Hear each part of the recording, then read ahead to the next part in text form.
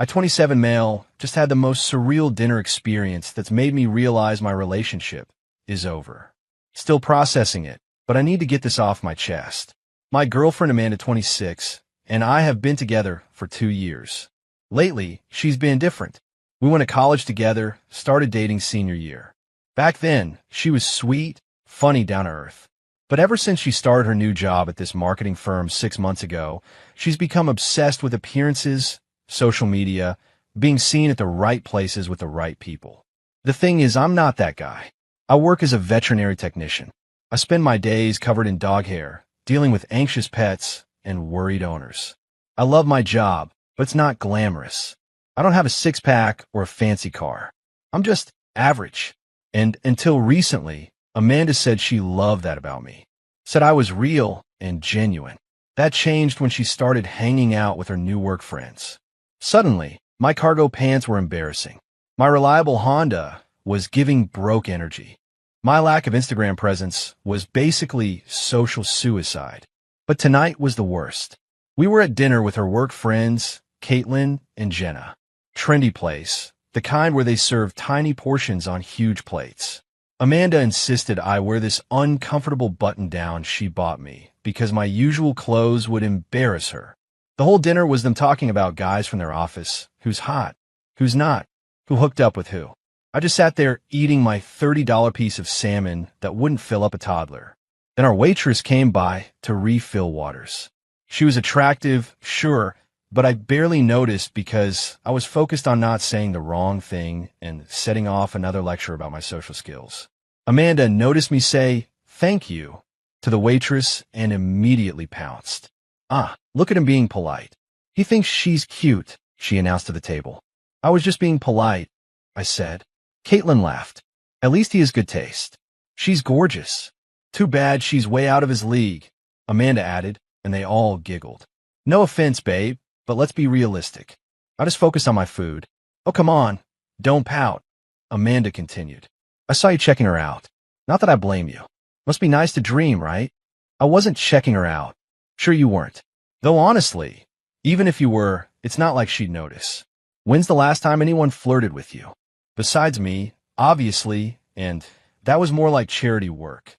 Her friends laughed. That fake, mean girl laugh that makes you feel 2 inches tall. Remember when we went to that club last month? Amanda turned to her friends. This girl walked right past him and hit on the guy behind him. It was so awkward. He actually thought she was coming to talk to him. That's not even what happened. I'd stepped aside to let her through because the bar was crowded. But I didn't correct her. What was the point? Seriously, you're just jealous because nobody flirts with you, she said, taking a sip of her wine. I looked at her, really looked at her. This person who was supposed to love me, publicly humiliating me for entertainment. You're right, I said quietly. She seemed surprised I agreed. See? Honesty. That's why I keep you around. You know your lane. The waitress came back with the check. As she set it down, her hand brushed mine, and she gave me a small smile. Nothing flirty, just kind. Like she heard everything and felt bad for me. We paid. Well, I paid as always and got up to leave. As we're walking out, the waitress appeared again. Sir, you forgot this, she said, handing me what looked like a receipt. I don't think dash. No, it's definitely yours, she insisted, pressing into my hand with a meaningful look. I pocketed it, confused. Amanda was already outside, posing for a selfie with her friends. In the car, Amanda wouldn't shut up about how the waitress probably felt sorry for me. Did you see her face? She definitely heard me. Probably thought I was too mean. But honestly, someone needs to keep you humble. I pulled out what the waitress had given me. It wasn't a receipt. It was a note. Amanda grabbed it before I could read it. Oh my God. Did she seriously give your number? That's hilarious. Let me see what pity looks like written down. She unfolded it. Read it. Her face went white. Then read. What does it say? Caitlin asked from the back seat. Amanda crumpled the note. Nothing. It's nothing. But I'd seen her expression. What did it say, Amanda? I said it's nothing. I pulled over. Give me the note. Just drive. Not until you give me the note. She threw it at me and crossed her arms. I smoothed it out and read. Asterisk. Hey, I recognize your girlfriend from Tinder. She was at my friend Kyle's place last Tuesday when I stopped by. Same dress she's wearing now. Thought you should know. You seem like a nice guy who deserves better. Becca, asterisk. The car was silent. Finally, Jenna spoke. Amanda, what was she talking about? She's lying, Amanda said quickly. She's obviously just trying to break us up because what? I asked. Because she feels sorry for me? Because I'm so pathetic that waitresses are trying to save me from my own girlfriend?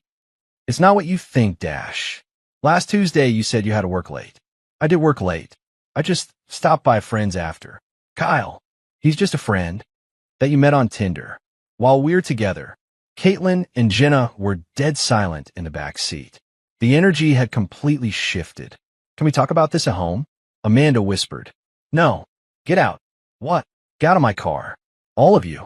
Order an Uber. You can't be serious. Over a note from some random waitress. The note's not why I'm done, Amanda. It's just the proof. Get out. Update 1. Well, that escalated quickly. First, thanks for all the support on my original post. To answer some common questions. Yes, I kept the note. No, I didn't go back to thank the waitress. Felt too weird. Yes, I'm getting tested appointment tomorrow. So after I kicked them out of the car, Amanda blew up my phone. I didn't block her immediately because I wanted to see what she'd say. The texts were a masterclass in manipulation. That waitress was lying. You really believe some stranger over me? Kyle is gay. He's not. I check his Instagram. It was a work thing. You're overreacting. You embarrassed me in front of my friends. If you loved me, you'd trust me. Fine, I was at Kyle's, but nothing happened. We just talked. I needed advice about us. You've been so boring lately. This is your fault for not paying attention to me. I'm coming to get my stuff. That last one got my attention. We didn't live together, thank God, but she did have a key to my apartment and kept some things there.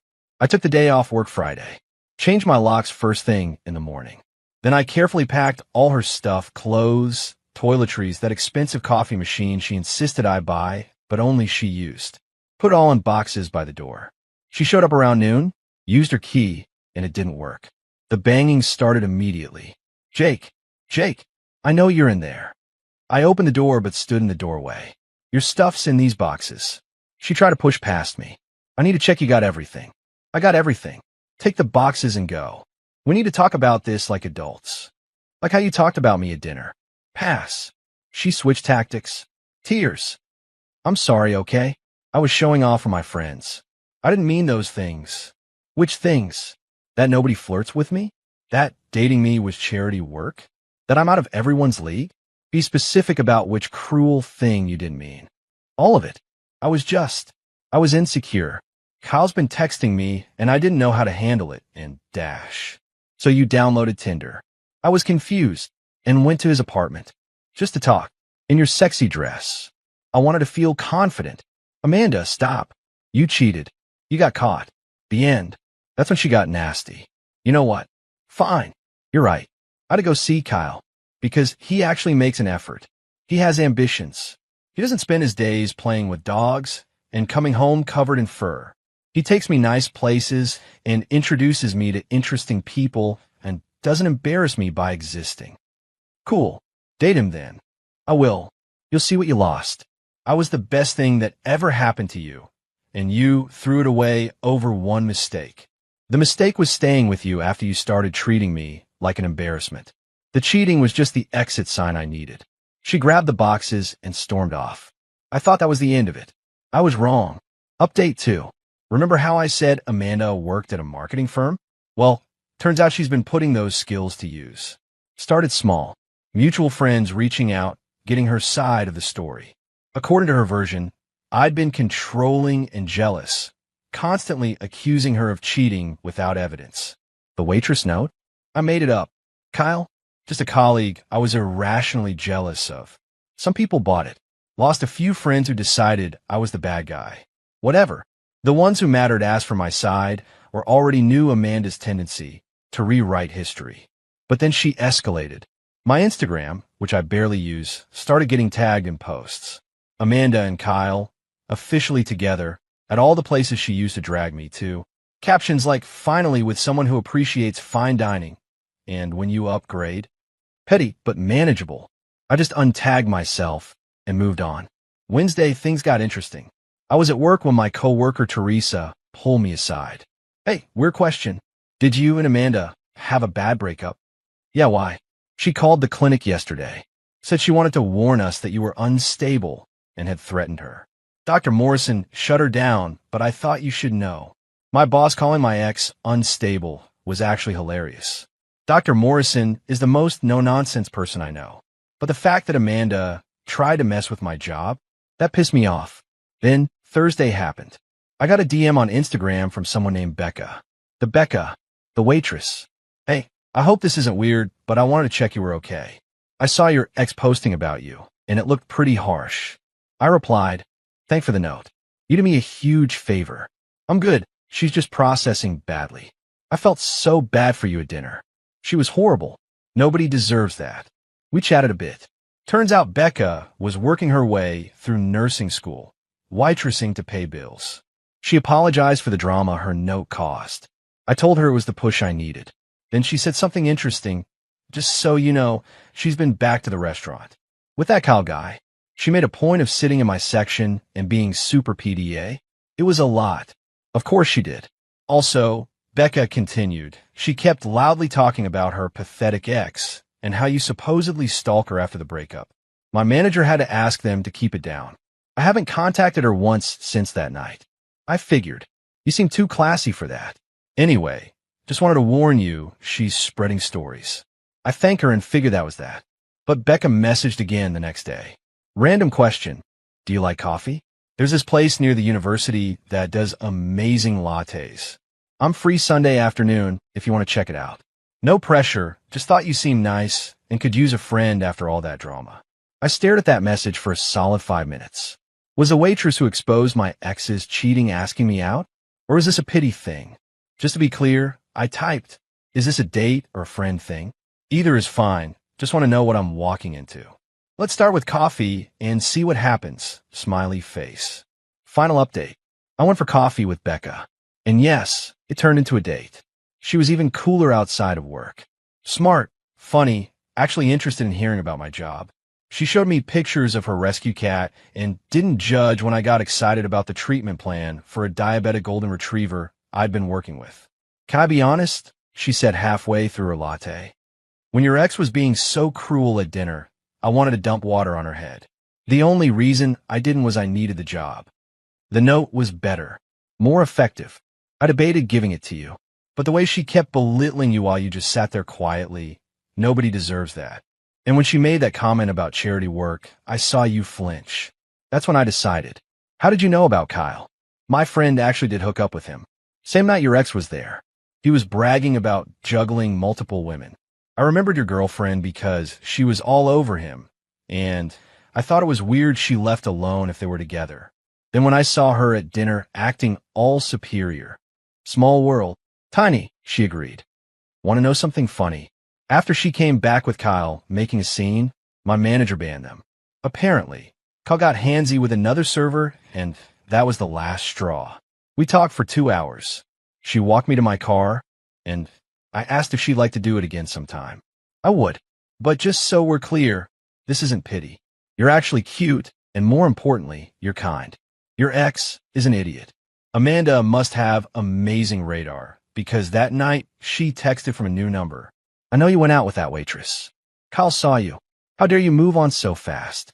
This proves you were cheating too. I didn't respond. She's using you to get back at me. Still didn't respond. You'll regret this. I blocked the new number. Monday morning, Amanda showed up at the vet clinic again. Not to cause trouble, to bring in Kyle's mother's ancient poodle. She didn't know I worked Monday mornings, and the look on her face when I walked into the exam room was priceless. I didn't. Kyle's mom needed.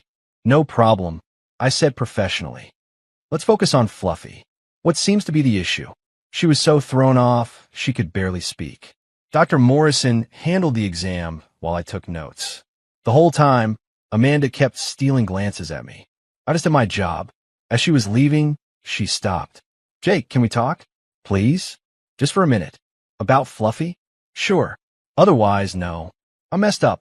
I know that. Kyle, he's not what I thought. He's actually kind of jerk. Okay. That's it? Okay. What do you want me to say, Amanda? You made your choices. You publicly humiliated me, tried to get me fired, lied about me to everyone we know. Now you're with Kyle. Hope it works out. I was wrong about you, she said quietly. You're not boring. You're stable. You're kind. You actually cared about me, not just how I looked on your arm. Past tense is correct. I know I don't deserve it, but could we maybe dash? No. You didn't let me finish. Don't need to. The answer is no. Please take Fluffy home and follow up with the medication in 2 weeks. She left.